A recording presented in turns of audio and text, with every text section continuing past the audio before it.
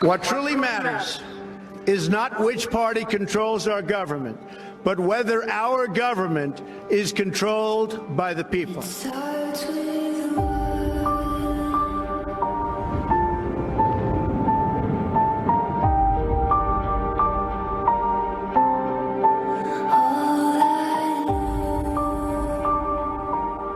For too long, a small group in our nation's capital has reaped the rewards of government, while the people have borne the cost. This is really extraordinary stuff from Bob Woodward and Bob Costa. The Post report says Meadows responded this way, quote, "This is a fight of good versus evil. Evil always looks like the victor until the King of Kings triumphs. Do not grow weary in well-doing. The fight continues. I have staked my career on it." That's from Mark Meadows back to Ginny Thomas. Thomas responds this way, "Thank you, needed that. This plus a conversation with my best friend just now. I will try to keep holding on. America is worth it." Ginny Thomas on her own has been a pillar of Washington, D.C.'s conservative community. She's revered. She's celebrated. The who's who of Washington, D.C. Secondly, using Jesus Christ's name to spread lies, to spread conspiracy theories. I'm telling you, that's a level of sickness I never thought I would see from my old party.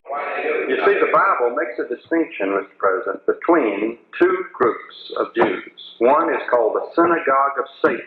There are two different kinds. There are those people, in the latter days, it's called the remnant of God's people, which will be Jewish people.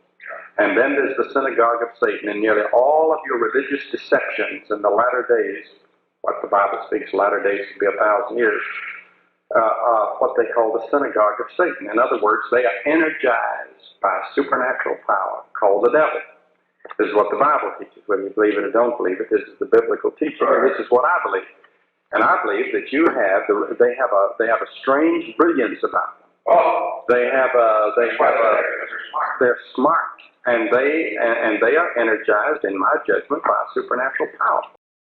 They had a stranglehold on Germany, on the banking of Germany, on everything in Germany, and the media. They had the whole thing, you see. But he went about it wrong. But this stranglehold has got to be broken, or this country is going to go down the drain. You believe that? Yes, sir.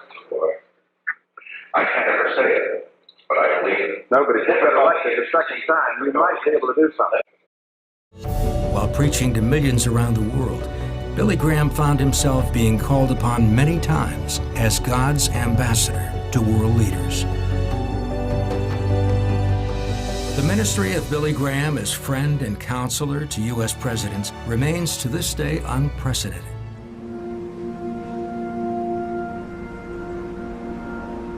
The man we recognize today, Reverend Billy Graham, shared the gospel with more people face to face than anyone else in history.